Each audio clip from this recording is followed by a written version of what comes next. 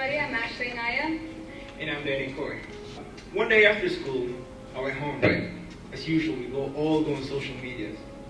I was on Facebook, scrolling down, when I saw a video of this kid named Lala from Madagascar, who has to walk for 4 miles just to get water.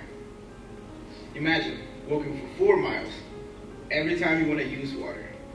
I found out that we're facing a global water crisis. With rising population, industrial development, and economic growth, our demand for clean water is increasing, and our clean water resources rapidly depleting. Hello, my name is D.A. Patel, and I'm here to talk about how business, ethics, and water are closely related. So, ever since I was a child, I've always wanted to be an entrepreneur or businessman. This led to this entrepreneurial mindset, this businessman mindset, that led me to a question about water, related as, should water be a commodity? A commodity is a raw material, or an agriculture product that can be bought and sold to make profits.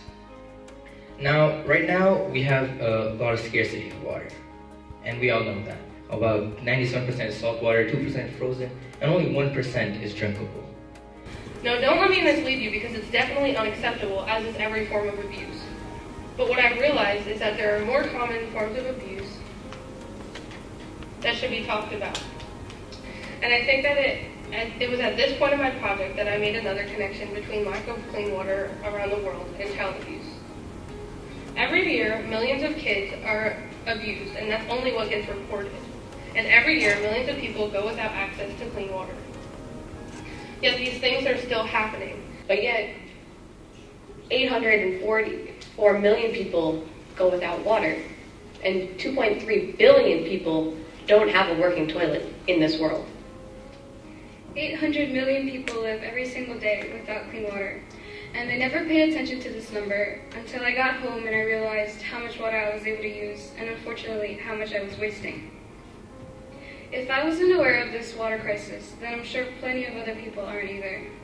And I know I can't fix the water crisis by providing clean water for everybody, but I could take a small step and I could spread the message. And more specifically, I came upon this fact that stated that 97% of our Earth's water is salt water. And I thought, wow, this is a great topic to talk about. I'm gonna come up with some sort of model to filter salt water, and I'll procrastinate till the day my paper is due.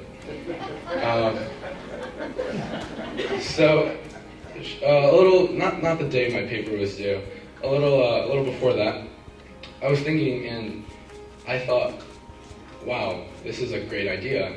I'm gonna win a Nobel Prize. Like, I imagined myself taking my medal, and it was just great. And I got so interested in this, and I started to research, and I even read a whole Stanford paper about it. Water forms 71% of our planet, and there's only 29% of land. But what I didn't know, it was that out of the percentage of water that we have on Earth,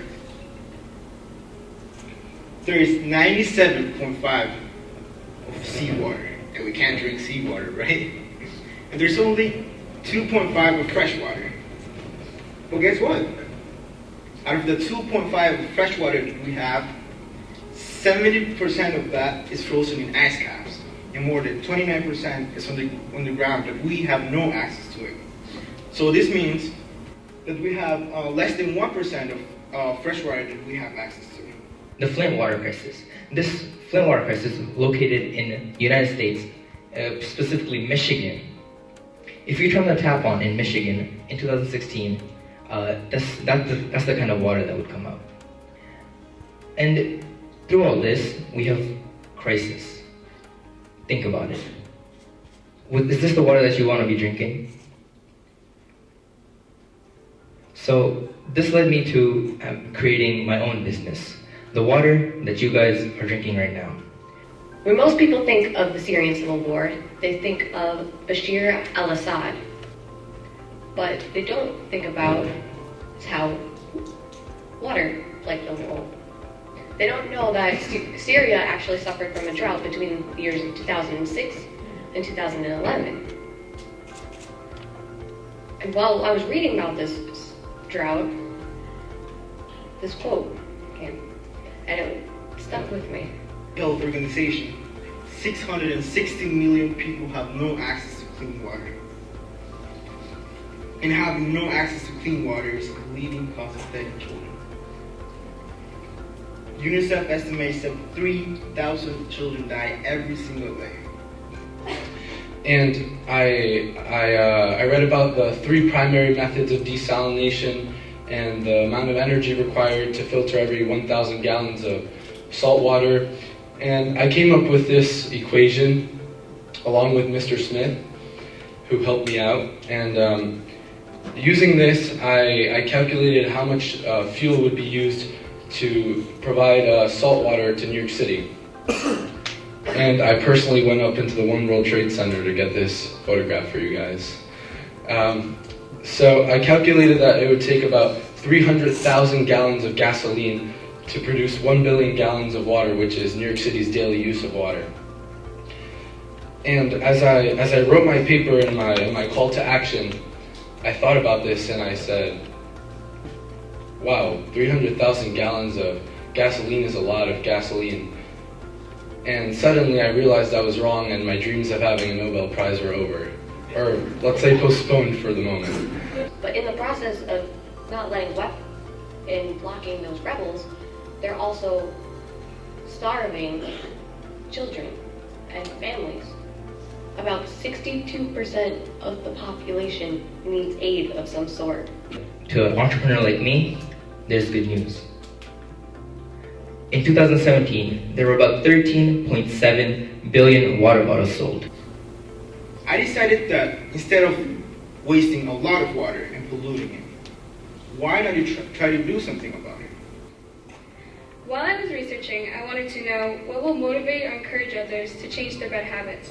We are one of the most powerful countries in this world, and somehow we let this happen to other places. But with great power comes great responsibility. I feel that we as a nation should try and help stop these potential conflicts. I realized that when you're researching, you should have the willingness to be wrong.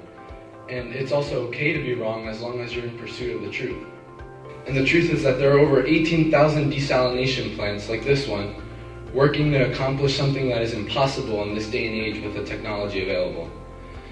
And I thought, what is my call to action now that my great idea is over? And I thought, well, we have to raise awareness about this because these desalination plants are slowly making our issue of climate change and water scarcity bigger by trying to help it. And I think we should all be aware of this. People know that these things are an issue, yet they're still happening. Why is that? Real people around the world are being affected by this issue. Let's speak up. I think it's important that we use our voice. Have you ever noticed a child that just seems off or like they might need help, but they might have been too scared to ask for it themselves, but you didn't think too much of it, so you kind of just let it go? Next time, use your voice. This is the next generation of our world, and we need to work together to protect them. Have you ever read an article or something about something or someone who didn't have access to clean water? And it made you mad or upset, and you had an idea, but you didn't think that your opinion would change anything, so you kind of just kept it to yourself? Next time, use your voice.